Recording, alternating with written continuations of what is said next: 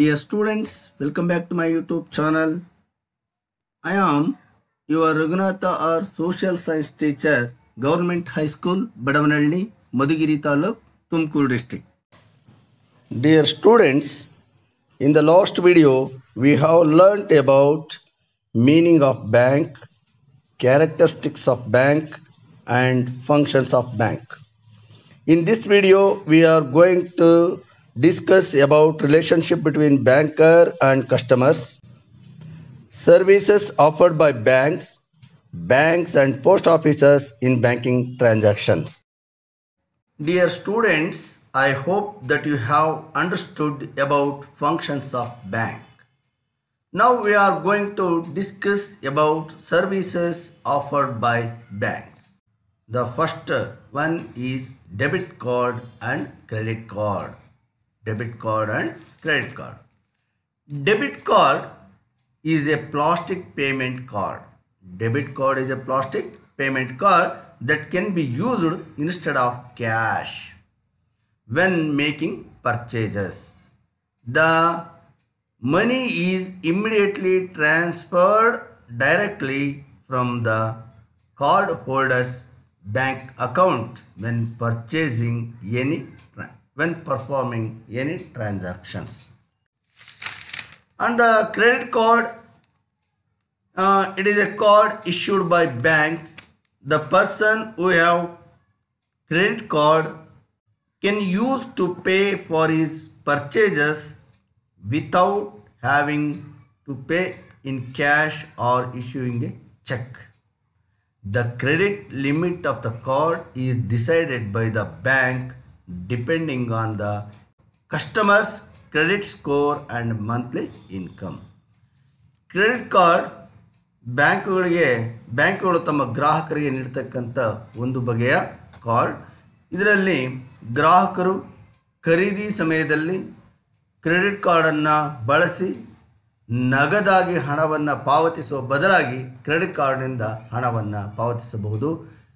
Bank ಖಾತೆಯಲ್ಲಿ ಹಣ ಇಲ್ಲದೇ ಇದ್ದರೂ ಸಹ ಗ್ರಾಹಕರು ಹಣವನ್ನು ಪಾವತಿ ಮಾಡಲು ಈ ಕ್ರೆಡಿಟ್ ಕಾರ್ಡು ಸಹಾಯಕವಾಗುತ್ತದೆ.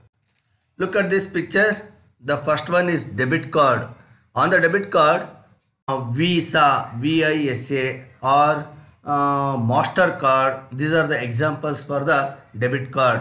These debit card used in restaurant, mall and other places to purchase the things. And the credit card issued by the bank. One is personal loan. A personal loan is a type of unsecured loan. It is one type of unsecured loan that you can borrow from a bank. ವೈಯಕ್ತಿಕ ಸಾಲ, ಇಲ್ಲಿ ಯಾವುದೇ ಭದ್ರತೆಗಳನ್ನು ಸ್ವೀಕರಿಸದೆ, ಅಂದರೆ ಈಗ ನಾವು ಕೃಷಿಗೆ ಸಂಬಂಧಪಟ್ಟಂಥ ನಾವು ಸಾಲವನ್ನು ತೆಗಿಬೇಕಾದ್ರೆ ನಮ್ಮ ಜಮೀನಿನ ಪತ್ರಗಳನ್ನು ಕೊಡಬೇಕಾಗುತ್ತೆ. ಆದರೆ ಇಲ್ಲಿ ಬ್ಯಾಂಕ್ ಒಬ್ಬ ವ್ಯಕ್ತಿಯ ವ್ಯವಹರಿಸುವ ರೀತಿಯನ್ನು ನೋಡಿ ಅವನ ವ್ಯವಹಾರವನ್ನು ನೋಡಿಕೊಂಡು ಅವನಿಗೆ ವೈಯಕ್ತಿಕ ಸಾಲಗಳನ್ನು ನೀಡುತ್ತೆ. ಇಲ್ಲಿ ಯಾವುದೇ ರೀತಿಯ ಭದ್ರತೆಗಳನ್ನು ಸ್ವೀಕರಿಸುವುದಿಲ್ಲ. Home and vehicle loan. Home loan ಮತ್ತು ವೆಹಿಕಲ್ ಲೋನ್ ಅಂದರೆ ನಾವು ಮನೆಯನ್ನು ಕಟ್ಟಬೇಕು ಅಥವಾ ಸೈಟ್ ತೊಗೋಬೇಕು ಅಂತಂದ್ರೂ ಸಹ ಬ್ಯಾಂಕುಗಳು ನಮಗೆ ಸಾಲವನ್ನು ಕೊಡ್ತವೆ. ಆ್ಯಂಡ್ ಆಲ್ಸೋ ನಾವು ಕಾರು ಅಥವಾ ಜೀಪು ಅಥವಾ ಇನ್ಯಾವುದೇ ವೆಹಿಕಲ್ಗಳನ್ನು ನಾವು ಕೊಡಬೇಕಂದ್ರೆ ಬಸ್ಸು, ಯಾವುದೇ ರೀತಿಯ ವೆಹಿಕಲ್ ನಾವು ತಗೋಬೇಕು ಅಂತಂದರೆ ಅದಕ್ಕೆ ಬ್ಯಾಂಕ್ಗಳು ಸಾಲಗಳನ್ನು ಕೊಡ್ತವೆ. ಮ್ಯೂಚುವಲ್ ಫಂಡ್, ಇದು ಸಹ ಒಂದು ರೀತಿಯಾಗಿರ್ತಕ್ಕಂಥ service provided by the banks. Safe deposit lockers. Safe deposit lockers are the facilities provided by banks to their customer to keep their valuable papers, gold and silver ornament. ನಮ್ಮಲ್ಲಿರ್ತಕ್ಕಂಥ ಬೆಲೆ ಬಾಳ್ತಕ್ಕಂಥ ಕಾಗದ ಪತ್ರಗಳು, ಬೆಳ್ಳಿ ಅಥವಾ ಬಂಗಾರದ ಆಭರಣಗಳನ್ನು ಸುರಕ್ಷಿತವಾಗಿ ಇಡುವ ಸಲುವಾಗಿ ಬ್ಯಾಂಕ್ಗಳು ತಮ್ಮ ಗ್ರಾಹಕರಿಗೆ ಈ ಸುರಕ್ಷತಾ ಕಪಾಟುಗಳನ್ನು ಪೂರೈಸುತ್ತದೆ. ಇದಕ್ಕಾಗಿ ಬ್ಯಾಂಕ್ ಗ್ರಾಹಕರಿಂದ ಶುಲ್ಕಗಳನ್ನು ವಸೂಲಿ ಮಾಡುತ್ತದೆ. This is the picture of safe deposit lockers provided by the banks. Trust services also one of the service provided by the bank. Signature guarantees. Signature guarantees. ದೃಢೀಕರಣ ಅಥವಾ ರುಜುವಾತು ಕೊಡ್ತಕ್ಕಂಥ ಒಂದು ಕೆಲಸವನ್ನು ಬ್ಯಾಂಕ್ಗಳು ಮಾಡ್ತವೆ. A signature guarantee is a form of authentication issued by bank. ಬ್ಯಾಂಕ್ಗಳು ಗ್ರಾಹಕರ ಬದಲಿಗೆ ದೃಢೀಕರಣವನ್ನು ಕೊಡ್ತಕ್ಕಂಥದ್ದು, ಸೆಕ್ಯೂರಿಟಿಯನ್ನು ಕೊಡ್ತಕ್ಕಂಥದ್ದು, ಅಥವಾ ಅವರ ಬದಲಾಗಿ ನಾವು ಪೇಮೆಂಟ್ ಮಾಡ್ತೀವಿ ಅಂತಕ್ಕಂಥ ಭರವಸೆಯನ್ನು ಕೊಡುವ ಸಲುವಾಗಿ ಈ ಸಿಗ್ನೇಚರ್ ಗ್ಯಾರಂಟೀಸ್ ಪತ್ರಗಳನ್ನು ಕೊಡ್ತದೆ. E-banking. Bank provide many popular services under e-banking. E-banking. They are ATM card. ATM card. ATM card means automated teller machine. ಮೇಲೆ telephone banking, electronic clearing cards, electronic clearing service, internet banking, and some other services are provided under the e-banking. These are the services offered by banks. Dear children, now we are going to discuss about relationship between bankers and customers. There are two types of relationship between bankers and customers. They are general relationship and special relationship. Under the general relationship, there are three types of relationship between bankers and customers. They are primary relationship. Primary relationship nothing but debtor and creditor relationship. ಸಾಲಿಗ ಮತ್ತು ಸಾಲಗಾರ ಸಂಬಂಧಗಳನ್ನು ನಾವು ಪ್ರಾಥಮಿಕ ಸಂಬಂಧದಲ್ಲಿ ಕಾಣ್ತೀವಿ. Bank ಹಾಗೂ ಗ್ರಾಹಕರ ನಡುವೆ ಎರಡು ರೀತಿಯಾಗಿರ್ತಕ್ಕಂಥ ಸಂಬಂಧ ಇದೆ. ಒಂದು ಜನರಲ್ ರಿಲೇಷನ್ಶಿಪ್, ಇನ್ನೊಂದು ಸ್ಪೆಷಲ್ ರಿಲೇಷನ್ಶಿಪ್. ಜನರಲ್ ರಿಲೇಷನ್ಶಿಪ್ಪಲ್ಲಿ ಮತ್ತೆ ಮೂರು ರೀತಿಯಾಗಿರ್ತಕ್ಕಂಥ ಸಂಬಂಧಗಳನ್ನು ಕಾಣ್ತೀವಿ. ಒಂದು ಪ್ರಾಥಮಿಕ ಸಂಬಂಧ. ಇಲ್ಲಿ ಬ್ಯಾಂಕ್ ಹಾಗೂ ಗ್ರಾಹಕರ ನಡುವೆ ಸಾಲಿಗ ಮತ್ತು ಸಾಲಗಾರನ ಸಂಬಂಧಗಳನ್ನು ನಾವು ಕಾಣ್ತಾ ಹೋಗ್ತೀವಿ. When a customer deposits money with a bank, the customer becomes a lender and the bank becomes borrower. ಗ್ರಾಹಕ ಬ್ಯಾಂಕಿನಲ್ಲಿ ಖಾತೆಯನ್ನು ತೆರೆದು ಹಣವನ್ನು ಡೆಪಾಸಿಟ್ ಮಾಡಿದ ತಕ್ಷಣ ಅವನು ಸಾಲಿಗ ಅಥವಾ ಸಾಲಗಾರ, ಅಂದರೆ ಬ್ಯಾಂಕಿಗೆ ಸಾಲವನ್ನು ಕೊಡ್ತಕ್ಕಂಥ ರೀತಿಯಲ್ಲಿ ಅವನು ಕ್ರೆಡಿಟರ್ ಆಗಿ ಹೊರಹೊಮ್ಮುತ್ತಾನೆ.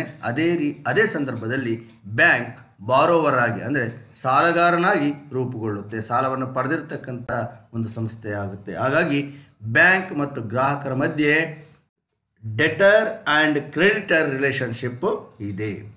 Next one subsidiary relationship.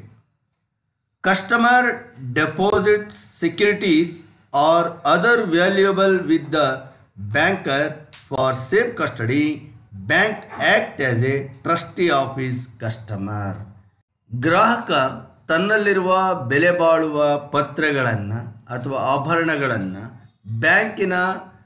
ಬ್ಯಾಂಕಿನಲ್ಲಿ ಇಟ್ಟಾಗ ಬ್ಯಾಂಕ್ ಗ್ರಾಹಕನಿಗೆ ಒಂದು ರಕ್ಷಕನಾಗಿ ಕರ್ತವ್ಯವನ್ನು ನಿರ್ವಹಿಸುತ್ತದೆ. Next, agent and principal relationship.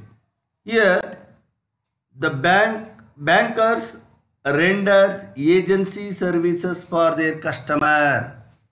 Bank ತನ್ನ ಗ್ರಾಹಕನಿಗೆ ಕೆಲವೊಂದು ಏಜೆನ್ಸಿ ಸರ್ವಿಸ್ಗಳನ್ನು ಒದಗಿಸ್ತಾ ಹೋಗುತ್ತೆ. ಉದಾಹರಣೆಗೆ ಹೇಳೋದಾದರೆ, ಬ್ಯಾಂಕ್ ಪೇ ಇನ್ಶೂರೆನ್ಸ್ ಪ್ರೀಮಿಯಂ. ಗ್ರಾಹಕರ ಇನ್ಶೂರೆನ್ಸ್ ಅಥವಾ ವಿಮಾ ಕಂತುಗಳನ್ನು ಅದು ಪಾವತಿ ಮಾಡುತ್ತೆ.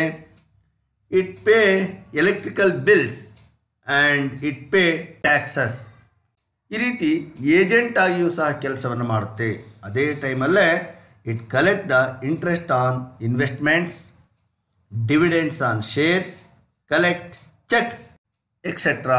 ಈ ರೀತಿ the bank act as agent and principal relationship. Now we are going to discuss about the special relationship between bankers and customers. Under this relationship, we can see two types of relationship. One is obligation to honor checks. Every banker must honor the checks drawn on it by a customer provided the customer has sufficient amount of balance to his accounts with the banker. ಗ್ರಾಹಕರು ಬ್ಯಾಂಕಿಗೆ ಸಲ್ಲಿಸುವ ಎಲ್ಲ ಚೆಕ್ಕುಗಳನ್ನು ಅದು ಸ್ವೀಕರಿಸಬೇಕು.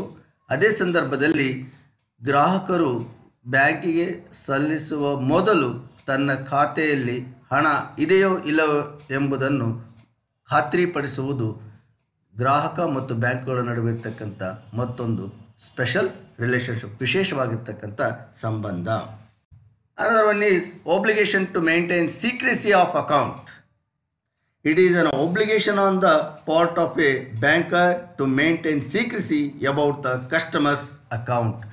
ಯಾವುದೇ ಗ್ರಾಹಕನ ಖಾತೆಯಲ್ಲಿರ್ತಕ್ಕಂಥ ಹಣ ಹಾಗೂ ಇತರೆ ಅಂಶಗಳ ರಹಸ್ಯ ಮಾಹಿತಿಯನ್ನು ಕಾಪಾಡ್ತಕ್ಕಂಥದ್ದು special relationship between bankers and customers.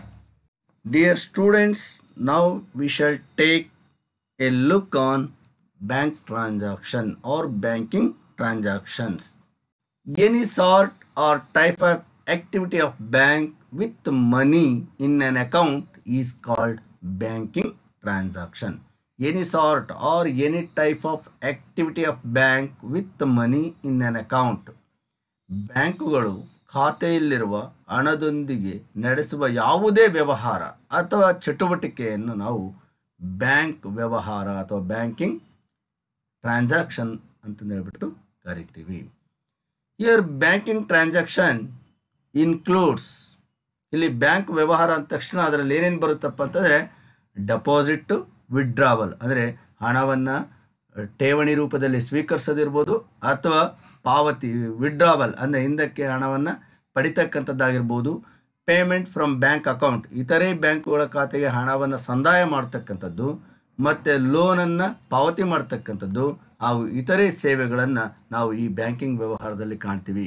ಒಟ್ಟಾರೆಯಾಗಿ ಹಣದ ಸ್ವೀಕೃತಿ, ಮರುಪಾವತಿ, ಇತರೆ ಖಾತೆಗಳಿಗೆ ಹಣದ ವರ್ಗಾವಣೆ, ಸಾಲವನ್ನು ಪಾವತಿ ಮಾಡ್ತಕ್ಕಂಥದ್ದು ಹಾಗೂ ಇತರೆ ಎಲ್ಲ ಸೇವೆಗಳು ಬ್ಯಾಂಕಿಂಗ್ ವ್ಯವಹಾರದಲ್ಲಿ ಸೇರ್ಪಡೆಯಾಗ್ತವೆ. Dear students, already we are aware that banks are financial institution. Bank receives money from the customers in the form of deposits and they lend the money to the customer in the form of loans. These loans are called bank loans. Banks are financial institution, no doubt at all. They receive money from the customers. They accept money from the customer in the form of deposit and they give money to the customer in the form of loans. These loans are called bank loan. Bank lend money who need and collect interest on loans. A part of interest collected on loan is given to the depositor as interest. These interest form the income to the depositor. A part of interest collected on loans is given to the depositor as interest. This interest forms the income to the depositor. ಬ್ಯಾಂಕುಗಳು ತಾವು ಕೊಡುವ ಸಾಲಗಳ ಮೇಲೆ ಬಡ್ಡಿಯನ್ನು ವಸೂಲಿ ಮಾಡುತ್ತವೆ. ವಸೂಲಿ ಮಾಡಿದ ಬಡ್ಡಿಯ ಸ್ವಲ್ಪ ಭಾಗವನ್ನು ಠೇವಣಿದಾರರು ಬ್ಯಾಂಕಿನಲ್ಲಿ ಇಟ್ಟಿರ್ತಕ್ಕಂಥ ಠೇವಣಿಗಳಿಗೆ ನೀಡುತ್ತವೆ. ಈ ಮೂಲಕ ಠೇವಣಿದಾರರಿಗೆ ಆದಾಯ ಬರುವಂತೆ ಅವು ನೋಡಿಕೊಳ್ಳುತ್ತವೆ ಅಥವಾ ಬ್ಯಾಂಕುಗಳು ನೀಡುವ ಬಡ್ಡಿಯ ಭಾಗವೇ ಠೇವಣಿದಾರರ ಆದಾಯವಾಗುತ್ತದೆ. Dear students, now we are going to discuss about the recent development of banking industry, that is post offices enter the yard of bank. Recently, the Indian Postal Department is planning to start a bank to be tentatively or provisional or temporary called the Postal Bank of India. ಇತ್ತೀಚಿನ ದಿನಗಳಲ್ಲಿ banking ಕ್ಷೇತ್ರದಲ್ಲಿ ಕಂಡುಬರ್ತಕ್ಕಂಥ ಮಹತ್ವಪೂರ್ಣವಾಗಿರ್ತಕ್ಕಂಥ ಬದಲಾವಣೆ ಅಂತ ಅಂದರೆ ಅಂಚೆ ಕಚೇರಿಗಳು ಸಹ ಬ್ಯಾಂಕುಗಳಾಗಿ ಕರ್ತವ್ಯಗಳನ್ನು ನಿರ್ವಹಿಸ್ತಾ ಇರೋದು. ಸೊ ಇಲ್ಲಿ the postal department is planning start a bank to be tentatively means temporary, ಅಂದರೆ ತಾತ್ಕಾಲಿಕವಾಗಿರ್ತಕ್ಕಂಥ ಬ್ಯಾಂಕಿಂಗ್ ಸೇವೆಗಳನ್ನು ಈಗ ನಾವು ಅಂಚೆ ಕಚೇರಿಗಳಲ್ಲೂ ಸಹ ಪಡೆಯಬಹುದಾಗಿದೆ. ಹಾಗಾದರೆ ಇಂಡಿಯನ್ ಪೋಸ್ಟಲ್ ಡಿಪಾರ್ಟ್ಮೆಂಟ್ ಯಾವ್ಯಾವ ಸೇವೆಗಳನ್ನು ನಮಗೆ ಒದಗಿಸ್ತಾ ಇದೆ? Indian postal department providing various financing services. They are post office savings bank. ಬ್ಯಾಂಕುಗಳಲ್ಲಿ ಉಳಿತಾಯ ಖಾತೆಗಳನ್ನು ನಾವು ಹೇಗೆ ಆರಂಭಿಸ್ಬೋದೋ ಅದೇ ರೀತಿಯಾಗಿರ್ತಕ್ಕಂಥ ಉಳಿತಾಯ ಖಾತೆಗಳನ್ನು ನಾವು ಅಂಚೆ ಕಚೇರಿಗಳಲ್ಲೂ ಸಹ ಆರಂಭಿಸ್ಬೋದು. Issue of national savings certificate NSC. ಅಂಚೆ ಕಚೇರಿಗಳು ರಾಷ್ಟ್ರೀಯ ಉಳಿತಾಯ ಪತ್ರಗಳನ್ನು ಮಾರಾಟ ಮಾಡ್ತವೆ. ಈ ಉಳಿತಾಯ ಪತ್ರಗಳನ್ನು ಗ್ರಾಹಕರು ಕೊಂಡ್ಕೊಂಡ್ರೆ ನಿರ್ದಿಷ್ಟ ಅವಧಿಗಾಗಿ ಈ ಉಳಿತಾಯ ಪತ್ರಗಳಿರ್ತವೆ. ಆ ನಿರ್ದಿಷ್ಟ ಅವಧಿಯನ್ನು ಪೂರೈಸಿದ ನಂತರ ನಿರ್ದಿಷ್ಟಪಡಿಸಿದ ಬಡ್ಡಿಯನ್ನು ಸೇರಿಸಿ ಗ್ರಾಹಕರಿಗೆ ಹಣವನ್ನು ಹಿಂದಿರುಗಿಸಲಾಗುತ್ತೆ. ಅದೇ ರೀತಿ ಇಶ್ಯೂ ಆಫ್ ಕಿಸಾನ್ ವಿಕಾಸ್ ಪತ್ರ. ರಾಷ್ಟ್ರೀಯ ಉಳಿತಾಯ ಪತ್ರಗಳು ಹೇಗೆಯೋ ಅದೇ ರೀತಿಯಾಗಿರ್ತಕ್ಕಂಥದ್ದು ಕಿಸಾನ್ ವಿಕಾಸ್ ಪತ್ರ. Monthly recurring deposit. ಅಂಚೆ ಕಚೇರಿಗಳಲ್ಲಿ ನಾವು RDಗಳನ್ನು ತೆಗೆಯಬಹುದು. ಯಾರು ಪ್ರತಿ ತಿಂಗಳು ನಿರ್ದಿಷ್ಟಪಡಿಸಿದ ಆದಾಯವನ್ನು ಹೊಂದಿರ್ತಾರೋ ಅಂಥವರು ಅಂಚೆ ಕಚೇರಿಗಳಲ್ಲೇ ರೆಕರಿಂಗ್ ಡೆಪಾಸಿಟನ್ನು, ಮಂತ್ಲಿ ರೆಕರಿಂಗ್ ಡೆಪಾಸಿಟನ್ನು ತೆರೆಯೋದ್ರ ಮೂಲಕ ಹಣವನ್ನು ಉಳಿತಾಯ ಮಾಡಲಿಕ್ಕೆ ಇವು ನೆರವಾಗುತ್ತೆ. Postal life insurance. ಭಾರತೀಯ ಜೀವ ವಿಮಾ ನಿಗಮ ಅಥವಾ LIC ಅಂತ ನಾವೇನು ಕರಿತೀವಿ, ಅಂಥ ಜೀವ ವಿಮಾ ನಿಗಮ ನೀಡ್ತಕ್ಕಂಥ ವಿಮಾ ಸೇವೆಗಳನ್ನು ಈಗ ಅಂಚೆ ಕಚೇರಿಗಳು ಸಹ ನೀಡ್ತವೆ. ನಾವು ಅಂಚೆ ಕಚೇರಿಗಳಲ್ಲಿ ಪೋಸ್ಟಲ್ ಲೈಫ್ ಇನ್ಶೂರೆನ್ಸನ್ನು ನಾವು ಹೊಂದೋದ್ರ ಮೂಲಕ ನಮ್ಮ ವಿಮಾ ಸೌಲಭ್ಯಗಳನ್ನು ಪಡ್ಕೊಳ್ಳಬಹುದಾಗಿದೆ. Pension payment. ನಿವೃತ್ತಿ ವೇತನದಾರರಿಗೆ ನಿವೃತ್ತಿಯ ನಂತರ ಪಡಿತಕ್ಕಂಥ ಪಿಂಚಣಿಯನ್ನು ಸಹ ಅಂಚೆ ಕಚೇರಿಗಳು ಪಾವತಿಸುತ್ತವೆ. ಅದೇ ರೀತಿ ಒಂದು ಸ್ಥಳದಿಂದ ಮತ್ತೊಂದು ಸ್ಥಳಕ್ಕೆ ಇವು ಹಣ ವರ್ಗಾವಣೆಯನ್ನು ಸಹ ಮಾಡುತ್ತವೆ. ಈ ರೀತಿ ಅನೇಕ ಸೇವೆಗಳನ್ನು ಅಂಚೆ ಕಚೇರಿಗಳು ನಮಗೆ ಒದಗಿಸುತ್ತವೆ. Dear children, here there is a question. Can you answer this question? List the services provided by Indian Postal Department. List the services provided by Indian Postal Department.